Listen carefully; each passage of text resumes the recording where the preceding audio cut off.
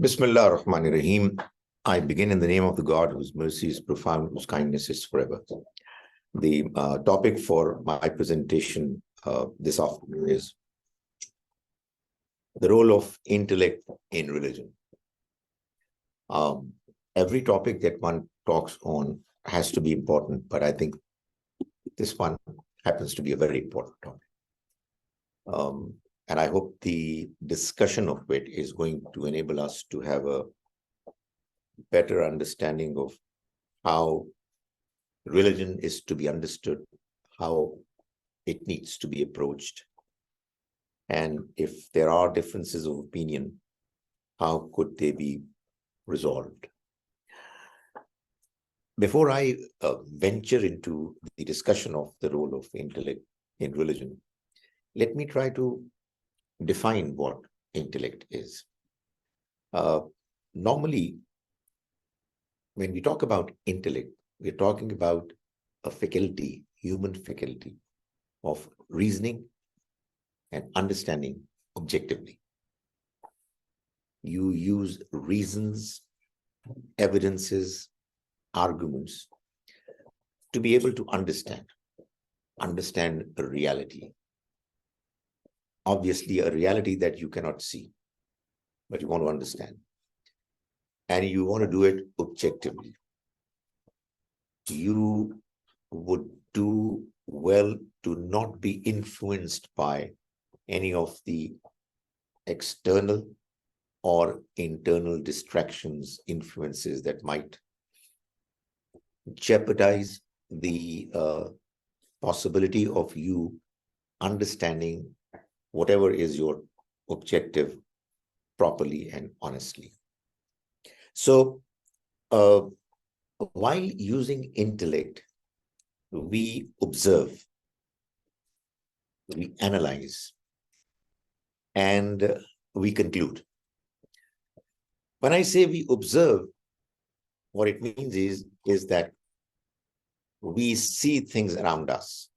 We hear what people are saying, and at times we hear sounds as well, and noises, whatever comes in that category. We do also have, while we are observing, this feeling, appreciation of certain realities that are there within ourselves. As humans, we do realize, observe, feel there are certain things that we already know, and we do need to take them on board while we are observing. And observation then leads to analysis. What we see is data. At times it's raw data. It's not organized. We need to organize it, classify it, and then we conclude. So, when we are analyzing the information that we have, we decide, for instance, that there are certain things which are big, there are certain things that are small, there are certain things that are good, there are certain things that are bad, there are certain things that are impressive, certain others are not, and so on. So we do this critical examination called analysis. We analyze. And when we go through this process, sooner or later, we conclude. We make certain conclusions which are the outcome, the results of this process. So this entire process is the process of reasoning, or in other words, the process of intellectually understanding and appreciating reality. That's the basic process and faculty which humans have been making use of all throughout history of human civilization. Normally, people who are considered to be rational, reasonable, and therefore respectable are the ones who use their intellect, who use reasoning to come to conclusions. As against reasoning, we have some other aspects of human personality, like emotions, like desire, right? Uh, they're both important for us, but then they're not the kind of uh, aspects of human personality that are considered worthy enough to be given the driving seat. If an individual or a society is guided by its emotions, the society is not considered to be uh, very rational, reasonable, worthy of respect. It's not expected to do wonders in this life, because it's quite clear that reasoning and intellectual reasoning is the topmost of all the abilities that humans have. So we have our emotions, which are important, and they have their own place. We have our desires, we have our instincts, but they have to be put in their respective positions. And to be honest, one of the roles of intellect is to control emotions, to control desire, and put them in their proper respective places. So that's what intellect is. Now, the question is that is intellect to be used for the purpose of understanding and following God's message? How is it relevant to God's message? That's the question. Obviously, if I was to answer this question from whatever little intellect I have, it's not going to be a valid, acceptable, convincing response. Because, somebody else might come up with his or her own intellectual reasoning. So I have to talk from the text. And when we are talking about the text, we're talking about the Quranic text. So the book, the text, the message of the Almighty in the Quran talks about human intellect over and over again. To be honest, my understanding, observation is, and I hope that I'm not exaggerating, that the Quran is one book which emphasizes the significance, the role and importance of intellect more than any other book. It talks about the need for the human beings to use their intellect. For instance, the Almighty condemns people who are not using their intellect in a number of passages. I'm mentioning, for instance, verse 179 of Surah Al-Araf, the 7th Surah of the Quran. The Almighty is criticizing a group of people about whom he says, Lahum qulubul la yafqahuna biha. They have hearts, but they don't understand through them. Now, this is another very important question. Is it that hearts understand and not minds?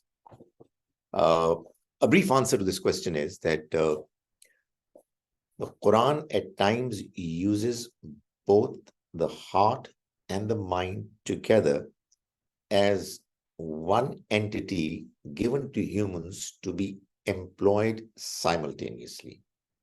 So even though you analyze through your mind, but your heart has to acknowledge it for it to be valid. So when the Almighty is using the faculty of heart for the purpose of intellectualizing and reasoning, what it means is that the heart is in complete unity is consistent with the mind, and they are being employed to understand realities properly, honestly, in an unbiased way.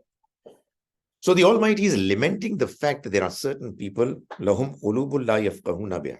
They have hearts, but they don't reason through them. وَلَهُمْ أَعْيُنٌ لَا يُبْصِرُونَ بِهَا. And they have eyes, but they do not see with them. Now, eyes are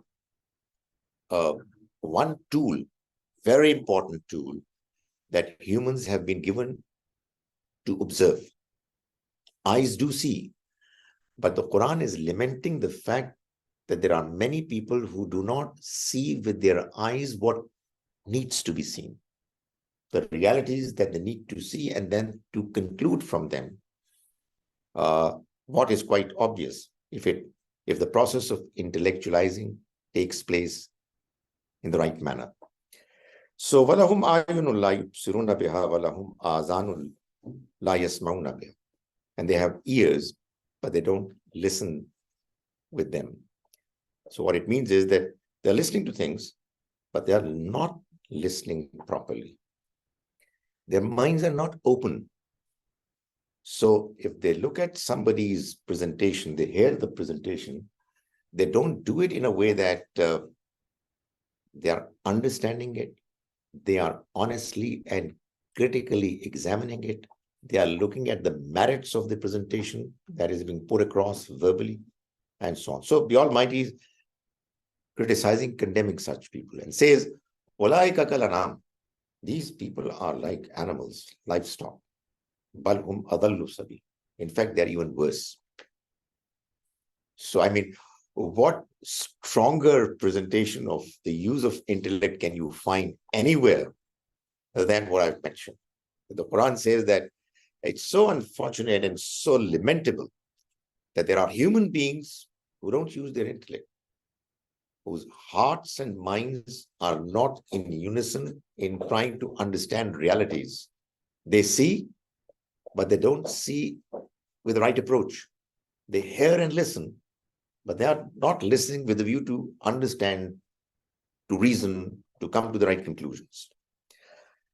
In another passage, the Almighty tells us that the people who are going to fail, those who are going to be doomed in the hereafter, after the process of accountability would take place, they will admit and say, "Law kunna nasma'u aw naqilu, ma kunna fi ashabis sa'ir."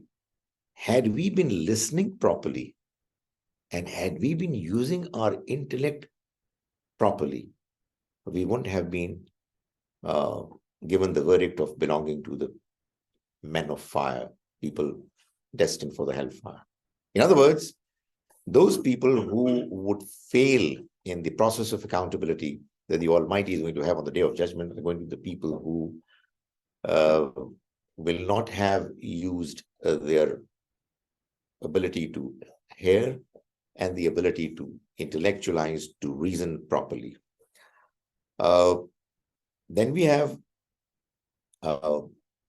the understanding, which we quite often come across in the Quran, that the Quran tells us to explore the world that we are living in, to look around and see what the Almighty has designed for us, what is available for us to view, to look at, to marvel, to praise the Almighty. The third point that I'm talking about is the question that's quite often raised: is not faith blind? Because quite often religious people are heard saying, or shall I say, they're fond of saying that, faith is blind. This is my faith. So, I can't do anything against it. I can't listen to what you're saying. I have nothing else to say. This is my faith. So the idea is that people think that faith is blind. Why do they say that? I mean, my question is, where does this understanding come from?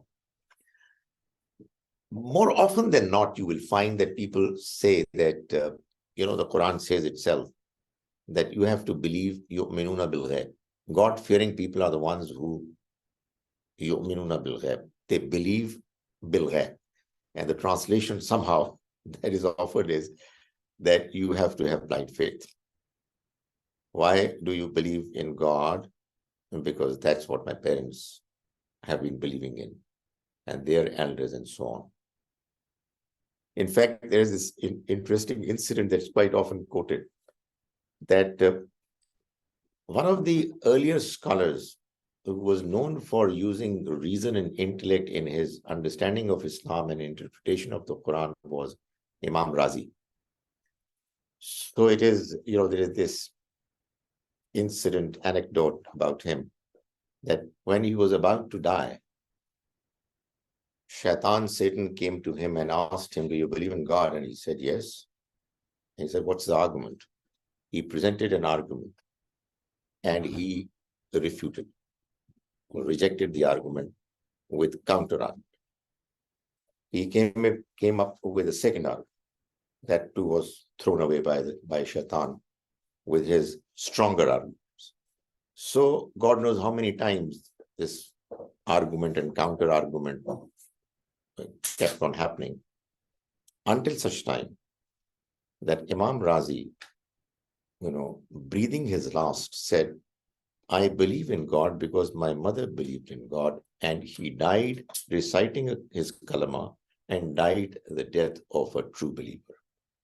And, your response to what I've said is very boring. When the people who were giving sermon, khutbahs, they mention this incident, it's responded to by loud slogans of Allahu Akbar, Allahu Akbar. That is, this is what the truth is. People get emotional and excited about it. And the idea is that faith is blind. I mean, what do you mean that, you believe because there are reasons? If you talk to a Christian and you ask him, how would you justify Trinity? They would say the same thing. Muslims also quite often have the same response. But, I mean, what is the understanding of this verse? That God-fearing people are the ones who yu'minuna bil ghaib. And the answer is that God-fearing people, God-conscious people, are the ones who believe in the unseen realities, who believe in a way that they themselves are living in a state of ghaib. Their existence is in a world where the ultimate realities of this existence are not visible. And yet they believe. Why? Because of arguments. So, contrary to what the popular understanding is, this verse actually means that a true believer is the one, a God-conscious person is the one who does not demand, like, for instance, many of the Jews demanded, as has been mentioned in the Quran, from the Prophet, their Prophet Musa alayhi salam, Arina Allah jaratan, show us your God right in front of us, or else we are not going to believe. So the Almighty is saying that true believers are such God-conscious people who believe without demanding that what they are believing in should be shown to them. In fact, in that case, it won't be belief. Belief is something that implies that it's a reality that cannot be seen and therefore has to be understood through your intellectual reasoning. But because, unfortunately, many people have not understood that reasoning from the Quran, and this has not happened because they don't read the Quran, with an open mind, trying to understand it intellectually. Therefore, whenever they are confronted with an embarrassing situation wherein somebody asks them questions about their faith, they, say that, what has faith to do with belief? What has reason to do with belief? Belief is blind. I'm trying to claim that quite the contrary, belief is based on reasoning, and the reasoning given by the Quran leads a person to come to the conclusion that despite the fact that we cannot see God, we have not seen the life hereafter, we have not seen the angels coming to the prophets, transmitting divine revelation, all these claims are genuine claims. And I mean, is it unreasonable to expect that you accept and believe in something that you cannot see? Is it unscientific to have that claim, to have that understanding? No. I mean, there are realities in science like gravity, which are accepted, not because we can see it, but simply because the arguments presented in favor of gravity to support its existence are so unchallengeable that you can't reject them. So there are people who ask, okay, all human beings, reasonable human beings, who are educated, they all accept gravity, but not everybody accepts God and life hereafter. So there has to be something wrong. Well, honestly, in order for you to believe in gravity, you don't have to do anything. In fact, you look good. And you'll be criticized by everyone if you don't accept gravity. Belief in God and belief in life hereafter, belief in the prophets has its own challenges. And there is an additional problem that people who are the representatives of these beliefs, their performance is also at times very poor. So there are difficulties. Or what I want to say is that if from today onwards, the Canadian government declares that every Canadian citizen who says that there is some reality called gravity is going to be penalized with $10 every day, you will find many people rejecting and denying gravity with arguments. Because now there is a challenge, there is difficulty. So, in order for something to be believed in and accepted, you've got to follow the line of argument and understand it properly. And you ought to place realities in these two different categories. There are certain realities that you can see and observe. For them, you need to have a good observation, good ability to see. And there are certain other realities which cannot be seen, and therefore they have to be understood through your intellectual reasoning. And this is what all humans have been doing all along. Now, I would present before you a verse from the Quran which tells us that belief is completely and fully based on intellect. The Quran mentions in the verse 100 of Surah Yunus. The interesting part of this verse is that you will never forget its reference number, because the surah number is 10, the verse number is 100. 10:100. You'll very soon forget my argument that I presented, but you will not forget the reference, which is great. At least you'll remember something from my lecture. The verse says, وَمَا كَانَ لِنَفْسٍ أَن تُؤْمِنَ إِلَّا بِإِذْنِ اللَّهِ. It is not possible for anyone to believe except by the leave, by the permission of God. In other words, you can only believe if you will get permission, sanction from God. You can't believe on your own. That's the first part of the verse. How does God give belief?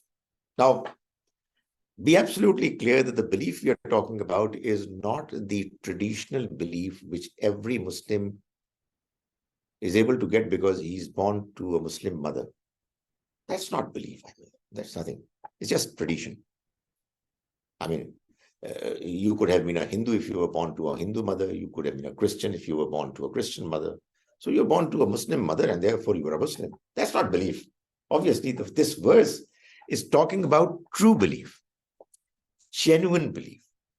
The Almighty says that no human can believe except by God's permission, God's sanction, belief. The second part says, وَيَجْعَلُ الرِّجْسَ عَلَى الَّذِينَ لَا يَعْقِلُونَ. And he, God, he spreads across filth around those people who don't use their intellect. Now, what it means is that people who don't use their intellect are the ones who are influenced by filth. Filth means moral filth. They're morally not upright. They do things which are morally despicable. And why is it so? Because they don't use their intellect properly. They're not using the ability that the Almighty has given them to distinguish right from wrong, to filter what is acceptable and to reject what is not from a moral standpoint. Now, when somebody is affected by the moral filth that he's become a part of, then it becomes a barrier in the way of acquiring genuine faith. This is what the Quranic verdict is. So the entire process is based on yaqilun. They la yaqilun, they don't use their intellect. So those people who don't use their intellect properly, there is this barrier that gets erected in front of them, the barrier of immorality, which happens because they're not using their intellect properly. So the Quran is telling us clearly that belief is based fully and completely on intellect. So then the next question is, what is the position of traditional faith? Is it no good? It is absolutely useless? No, I would not go to that extreme. What I would say is that your traditional faith, or the traditional faith of somebody else, belonging to some other religious tradition, that is the starting point. That is what your tradition, your elders, your parents, religious people have passed on to you. So, when you are young, it's quite natural that you're going to be influenced by the tradition of your society. But then when you start maturing intellectually, you start using your intellect, it's then that you are going to critically examine it and find out whether you accept it or not, and how far do you accept it, and what part of it do you accept, and how do you acknowledge it. That's the test which is going to begin sooner or later in the lives of all humans. It's another matter that some people, they take up this challenge and others don't. If that's true, I'm raising this question, then what about this particular verse in Surah Al-Hujurat, the 49th Surah? There's a verse in this surah, verse number 14, which says, Qalatil Arabu amanna. They say, these Bedouins say, that we believe. Qul lam tu'minu. Tell them, you don't believe. You don't have belief. Walakin qulu aslamna. But say that we have become Muslims. We have accepted the discipline of religion. فَلَمَّا يَدْخُلِ الْإِيمَانُ فِي قُلُوبِكُمْ. Faith has not entered your heart as yet. Now, this might give an understanding of where heart comes in. You understand, you are convinced, there are no barriers here in your heart because of the moral filth that was talked of, and therefore it enters your heart. That's the process. So, if somebody belongs to a certain religious tradition and he is following that tradition honestly, there is nothing intellectually objectionable that he's doing. And fine, I mean, it's acceptable to the Almighty. But let's admit, let's be fair and open-minded enough to acknowledge that this should be applicable to people belonging to all traditions, not just Muslim tradition. I see many Muslims fond of saying that, we belong to the right religion and therefore what we are doing is right. I mean, how do you know about it? You can only know about it through your intellectual reasoning. Did you apply your intellectual reasoning? Did you understand it properly? Oh, that is fine. But, God, our creator who revealed the Quran is telling us that even if people don't believe and they're just practicing honestly, sincerely, their performance is still going to be acceptable. They don't understand as yet, but they're doing nothing against their intellectual reasoning. So fine, I mean, there's nothing wrong with it. Now, the Quran, if you read it from cover to cover, and hopefully we'll start the process of reading it, inshallah, very soon, you will find that more than any other theme in the Quran, you will find one theme which is predominant, spreading across the entire Quran, which is to present arguments in favor of belief in God, belief in life hereafter, and belief in prophets. Arguments after arguments. In actual fact, you see that the Quran is actually doing little else but to affirm, to confirm, to make it clear that believing is what makes a person reasonable. If somebody is not believing, well, either there's something wrong with him, or there is something wrong with the manner he is being introduced to God's message.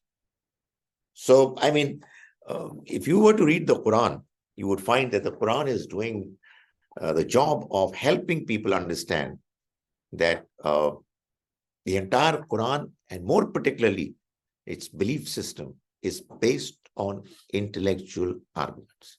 And as I said earlier, it condemns those people who are demanding God, for instance, to be seen, visible, with its physical presence. Now, another point that I want to raise and talk about regarding the role of intellect in religious understanding. What if a person doesn't find himself intellectually comfortable with the verdict of divine revelation? Somebody says that, I heard what you said, but I've used my intellect. I don't find it very exciting, very convincing. So what do you do with such statements or such claims? You see, the one thing that we would like to know is that if the person has correctly understood what is being presented. Quite often it so happens that people like me who present the Almighty's religion or make an attempt to do so, we're not doing it properly. We are not taking into account the person's intellectual level or the understanding that he's coming from. And we present God's message in such a crude way, unimpressive way, that the person is not impressed.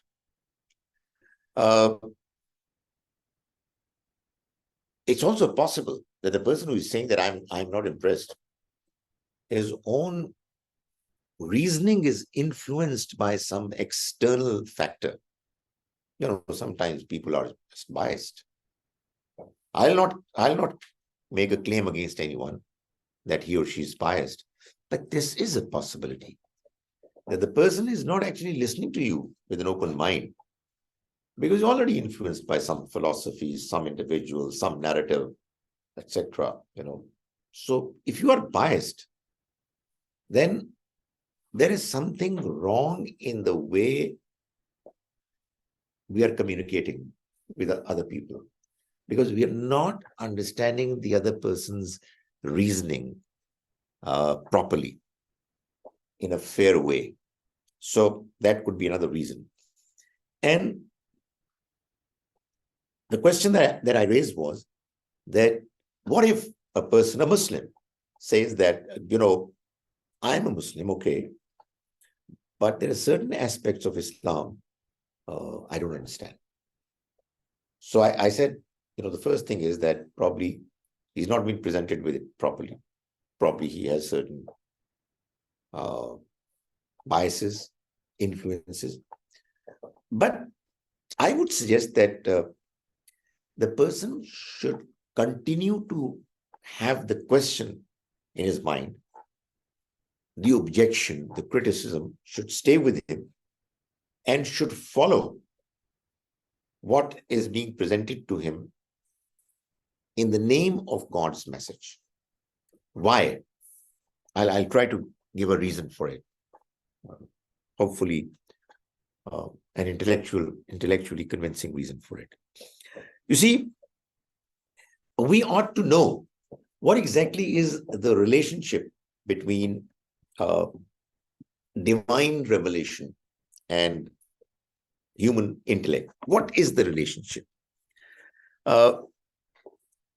We learn from the Quran that this relationship is what can be described as, according to the Quran, Nurun ala Nur. It is light upon light. See, human intellect and human morality that is given to us naturally by birth is described as a light. It's something desirable, something good. However, it has its limitations. So the divine revelation is another light, which is bright, which is more, bigger, and it influences the inner light. And it's only when the inner light of intellect and morality is able to see the brighter light of the divine revelation that the person believes properly. So the Quran describes this phenomenon as Nurun ala Nur. It's light upon light. So what happens is that when you accept a certain presentation of faith as true, you're actually impressed by the fact that the arguments that are presented are making a lot of sense. And you begin to internalize it. You begin to start feeling that the arguments that you are thinking about, examining, they've started influencing you. And deep down, you have this feeling that, oh God, it's from you. I've got it. There's this connection that you feel that there is what you have been experienced, you have been able to experience. Now, if that's the case, then the relationship between an individual and the divine revelation would be the relationship of a guide and somebody who's guided, as a mentor and somebody who is being, given guidance, a teacher and a student. So it happens, in our experience, that we are influenced by somebody else's intellectual abilities, his performance in a certain field. And some part of his presentation is not what we have properly understood.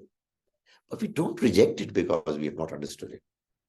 We just admit that, okay, right now, I'm not in a position to be able to say that I've fully got it. But if you say I accept it. So if you have accepted the message of the Quran, for example, as the message of God, why? As I said, because you used your intellect, you looked at the arguments, you appreciated whatever has been presented to make you feel comfortable that it's from God. And then you find a few things that are not completely convincing you. This process of understanding must go on. You should accept and follow what is being required from you on the one hand, but you should keep your questions on the other. This is going to help you in understanding the message more properly. So that's, the attitude that should be adopted. We are not expected to give up our intellect at any stage. Our intellect is very important. It has a very significant role to play in understanding religion, to begin with, in accepting it, understanding it, and to move on. Okay, the next question that I'm raising is that can one use intellect to interpret the Quran? That is, the Quran is the Almighty's book. That's what the claim is. We are expected to believe in it. Why? Because it's making arguments that are making sense. That's what I've been repeating over and over again.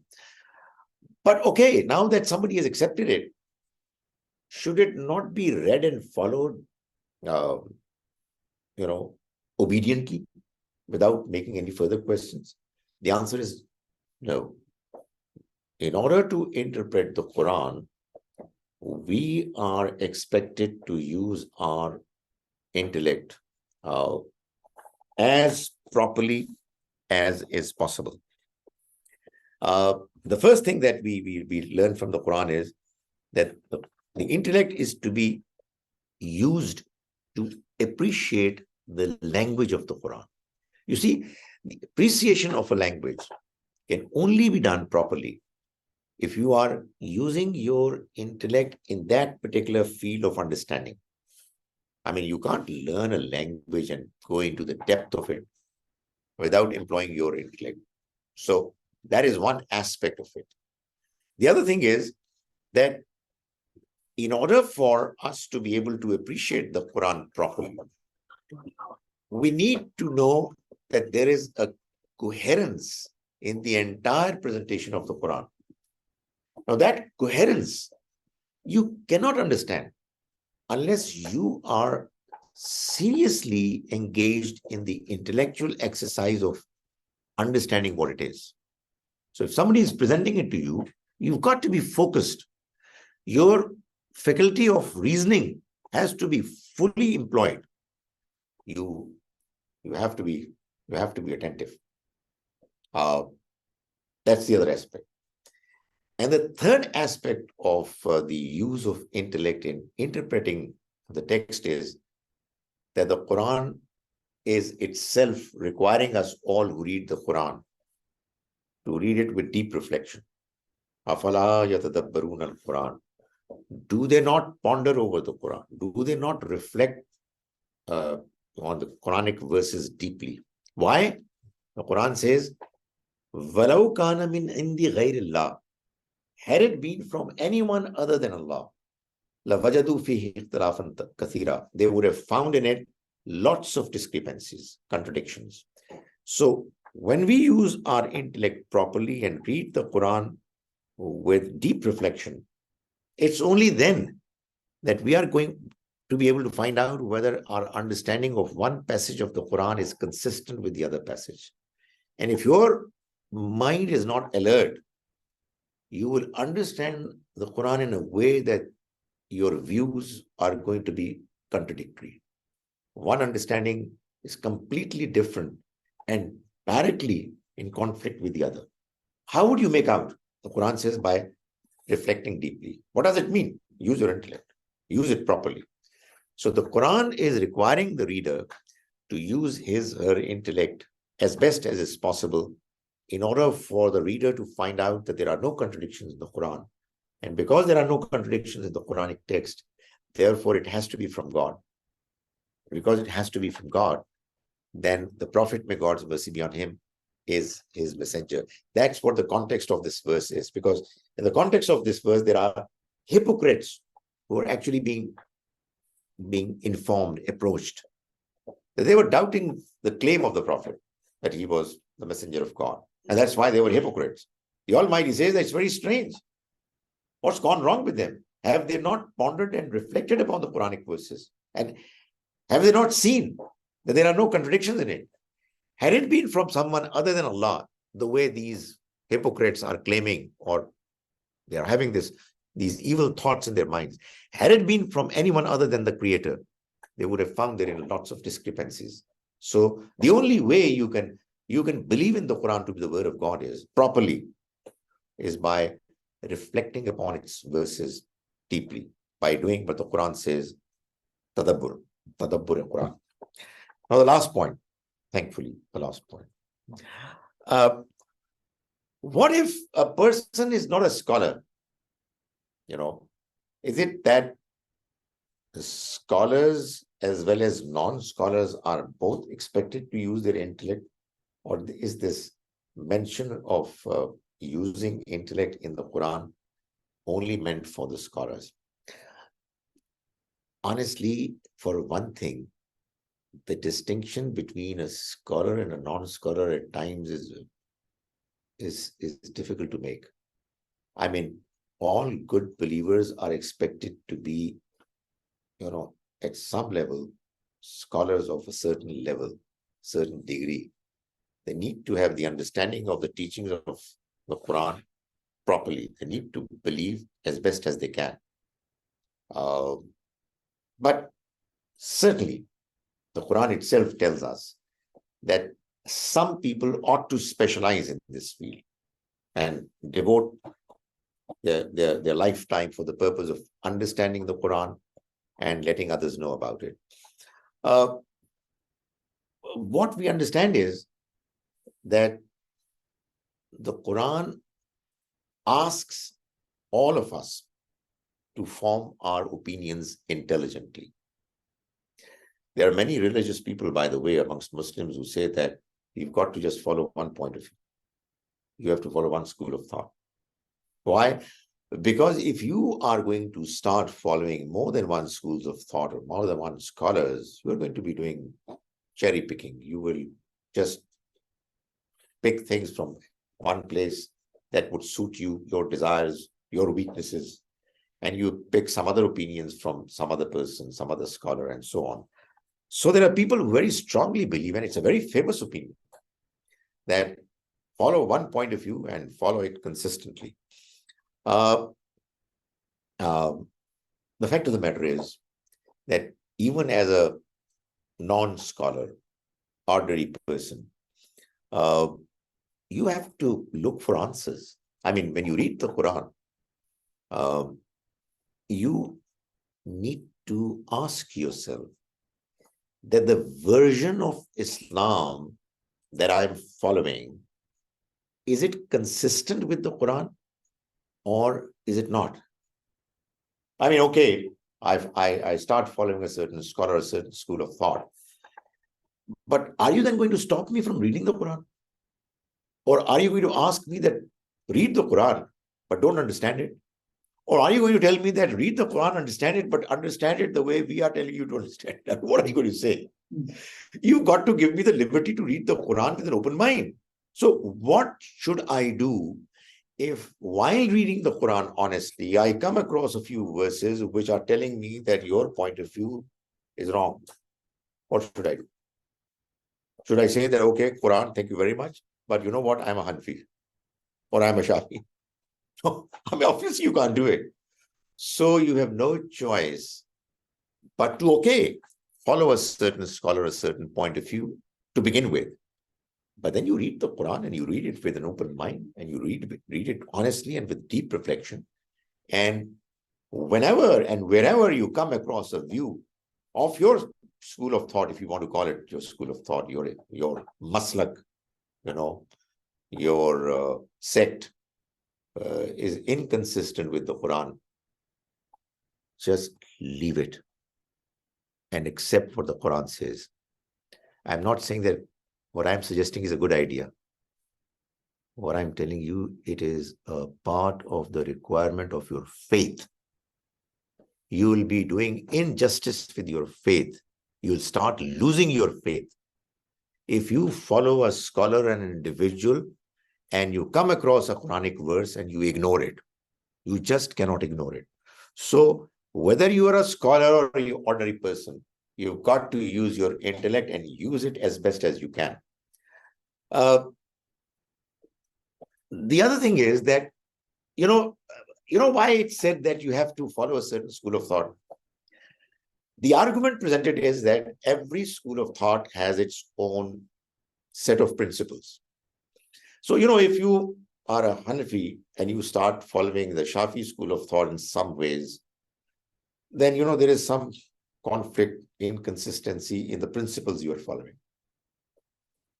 Now, what if, as an intelligent person who's not a scholar, you come across problems within that school of thought of consistency, and you feel that in this particular aspect of religious practice, they're saying one thing, but they're violating their own principle in another aspect. Are you going to stop your intellect from doing it? So, you've got to ask, you've got to question, you've got to satisfy your intellect, because you're doing a very serious exercise of understanding your religion and following it. Then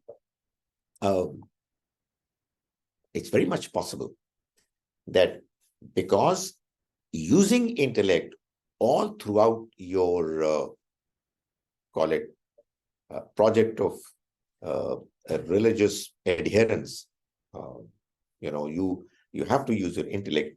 You might find sometimes that the school of thought that you've been following is weak.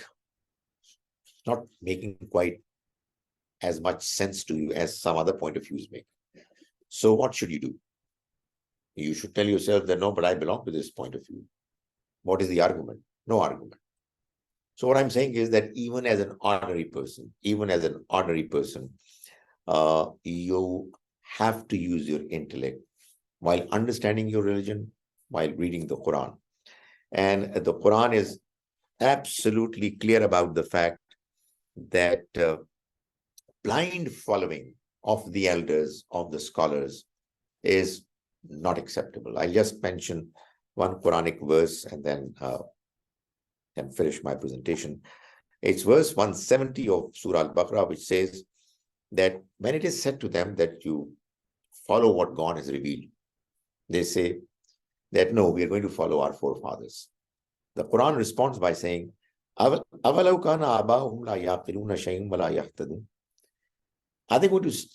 still going to follow their forefathers even when they were not using their intellect and they were not guided? In other words, following the forefathers is only acceptable and valid so long as you do not come across in what they're saying and doing that is inconsistent with the word of the Almighty. So God's religion is entirely and completely based on human intellect and reasoning, its belief system, its practices, and every Muslim is encouraged to use her intellect.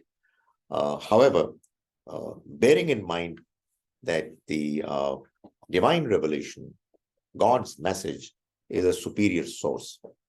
So it has to be respected and has to be understood, but intellect has to be used and employed all along. I am now available for questions if there are any. Same thing that we do not like, if we read other topics like physics, history, we don't say like, this particular school of thought is right because Einstein or whatever, Newton, or like we follow all these things, we read, but when we come to the religion side, we just shut our minds. Shut out. Absolutely. This is because of this famous understanding that has been, made popular by people over and over again. I was surprised that one of my colleagues, he was doing a PhD in mechanical engineering. And he told me that, what we are doing is absolutely haram. So then what should we do? He said, like, just read the Quran. That's the only thing allowed in Islam. I said, like, you are doing PhD in mechanical engineering. So just, just leave it and, no, I can do this, because there was no argument just because of the traditional thinking, whatever they uh, uh, just learn from their home, of their, whatever. So it was quite surprised. Like sometimes I saw the people and PhDs, like high qualified, but when come to the religion, their understanding is so low. I have taught in a few universities, and I know some teachers, some scholars in their own field who have been outstanding in their own respective fields of research, excellent.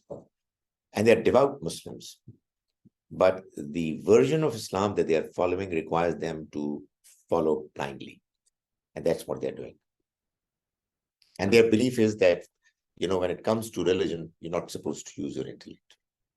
No, you used to like It is discouraged in most Yeah. cases. Yeah. Absolutely. Because I remember when I was, child, I a question raised, but at that time when you ask this type of question, no, don't ask this question, just do it, like. So later on when I, read and like there are lots of questions in my mind, and but like like your surroundings and when you talk to people, it's just I think the most important thing is communication. Right. Communicate to the different people. Then you just not do not bound yourself into the same surrounding.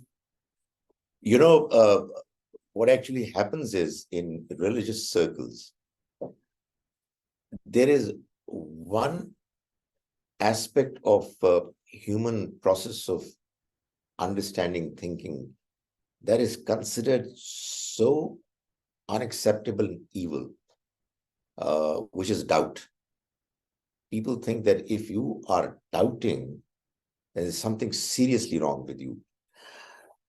What makes it even more difficult to understand this particular point of view is that apparently, seemingly, the Quran is also condemning doubt.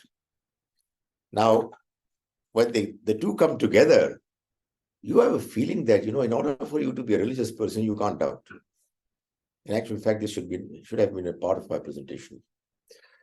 Because on the one hand, if you are using your intellect, you're bound to doubt. And on the other hand, there are mentions in the Quran that actually say that these people, they have doubt, and therefore they are condemnable. So how do I explain it? I'm in a difficult situation. I've just now presented an understanding on the use of intellect, and now I'm in a tight corner. My humble understanding is that, and correct me if I'm wrong, there are two different categories of doubts. There is one doubt which is genuine doubt. You're trying to understand something and it's not making sense to you. God wants us to be intellectually honest. I must honestly say, look here, I don't understand it.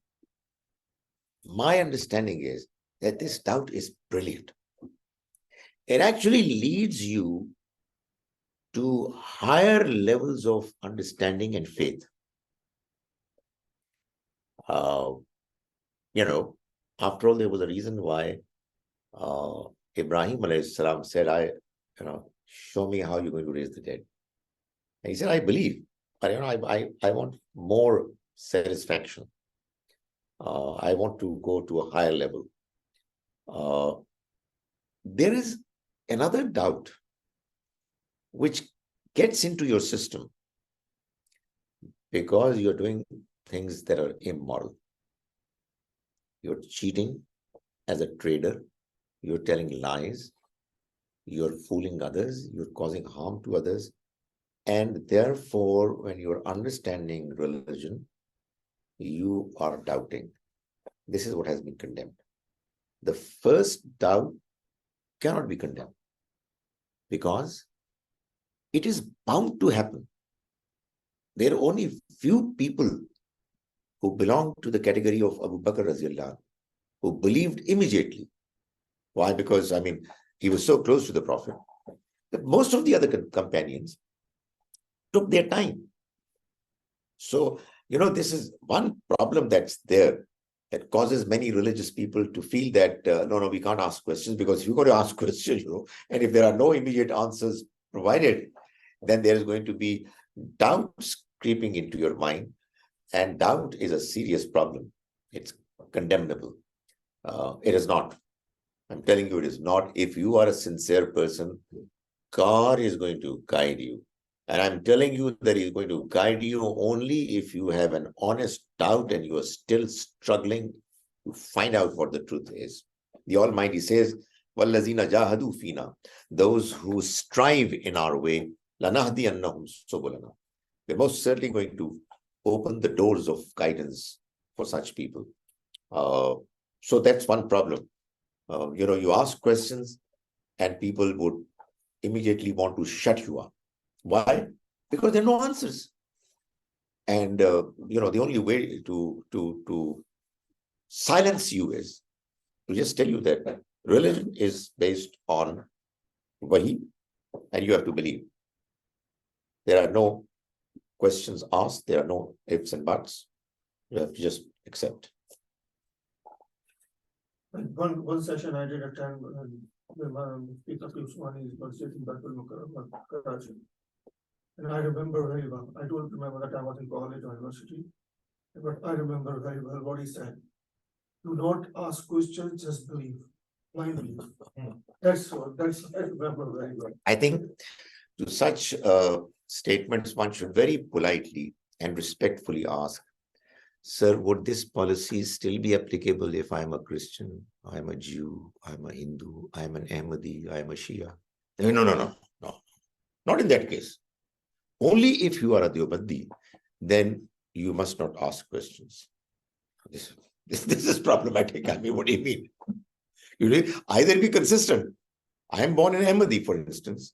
I'll not ask questions. So do you approve of it? No, they will not. So, the trouble is that when the followers of a scholar or even a politician or anybody else, they stop asking questions, stop, telling the person that they are following that, what you're saying is inconsistent. Sorry. The person is going to grow in his confidence and will say what you would want to say. And the end result is going to be loss of presentation of that narrative. In our case, it's a serious loss to the presentation of our religion. Our religion is taken as any other religion. You read a book on comparative religions. Quite often you will find that there are 5 chapters: Judaism, Christianity, Islam, Hinduism, Buddhism. And you read them, no prominent difference that you will find in any of these 5. You can pick anyone. Because the manner we have presented our religion is not that we are properly, politely, academically inviting people to the truth. Somebody asks questions or criticizes, we get upset. We lose our temper. We make protests. We think it's our legitimate right to tell others that you must respect our religion. Okay, then forget about presenting this religion to those who don't believe in an effective way. It's sad. It's unfortunate. One thing that we have seen, people proudly present, Times Square, people praying Juma or London. And sometimes, I think it's not right, because you are what you want to show with this. Other religions, they are why you don't just pray quietly, or what? And after that, I heard the people making naraz, takbir.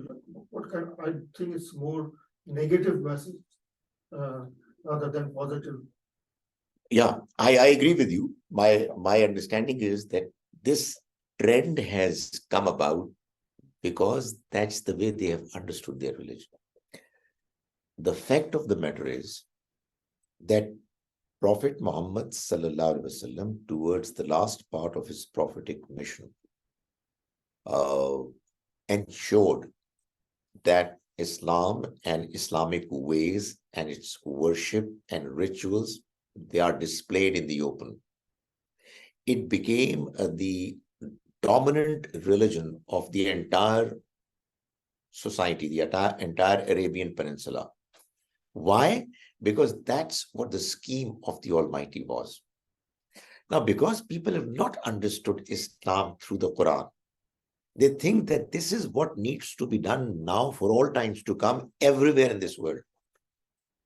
We are trying to humbly tell our Muslim brothers and sisters that if you read the Quran and understand Islam, you would know that that kind of a tendency was meant for that particular era, because there is the sunnah, a policy of the Almighty, that whenever a messenger comes and he delivers the message, then the locality, the society where he comes, the nation that he delivers the message to, that religion, its message has to dominate over all religions. That understanding is restricted to the times of the messengers.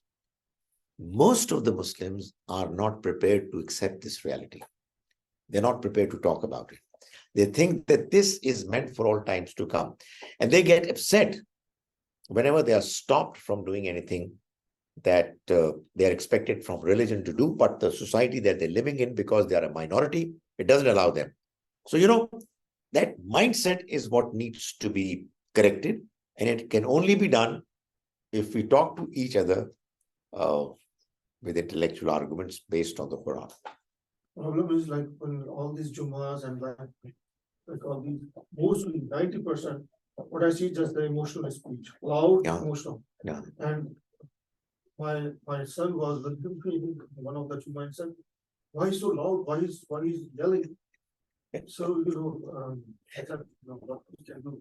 And like nowadays, out of this situation, like they just explaining the Masjid al-Aqsa rather than like all these are like hadith, riwayat, rather than the first stage of the Quran or the like it's not condemn whatever if Hamas or whatever they condemn first, like they want to get it wrong. No. Or in condemn Israel as well, what she's doing, or but like what I see, no wisdom, just emotional speeches, loudly with emotion. What is very unfortunate and sad is, and I'm admitting it, call it my weakness, that there is a very clear passage of the Quran in Surah Bani Israel, the first few verses, wherein there is a message mentioned that tells us that the children of Israel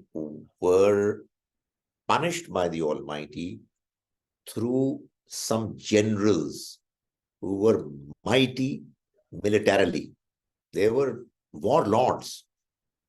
God calls them Ibadallana, our servants, Uli Basin Shadid, who were strong militarily. We sent them to destroy the children of Israel. Why? Because they were not taking their religion seriously. What I'm trying to say is, you understand? What is happening to us right now is much the same thing. But this message cannot even be put across because we are so emotionally, invested in this understanding that we have to destroy Israel. I mean, I keep asking people, if God is by our side, why on earth this tiny little country has been allowed to keep doing these things, what it's doing for the last, 50 years plus, 70 years. It's non-stop, it's happening every now and then. And we people who are, 112 times bigger in number, we're helpless. The simple answer, religious answer is, God is not with us. So we should do soul searching. But at the moment, we are not prepared. We think that, we are not doing enough of shouting. And that's why it's happening. So let's shout more and things are going to change. Well, you've shouted quite enough. Things have not changed. I don't know. I pray, I hope that this time the amount of shouting that we are doing may help. But is God going to change his policy? Is it that his word is going to change? That's what people do when they get emotionally charged. They're not prepared to listen to anything. So Peace is the most important. that's right. I mean, right now we need to have peace. We need to deliver God's message properly to as many people as we can. And we have to get ourselves scientifically, technologically strong. Right now, trying to engage in a war with people who are much stronger than us militarily is actually committing suicide. I mean, the Quran tells us that it's only when our number is at least half as much as theirs that we are allowed to fight. Now, numbers at that time meant soldiers. Now it is military strength. If we are half as strong as they are militarily, then the rest of it is going to be taken care of by God, his help. There is no match. There's no proportion, no comparison.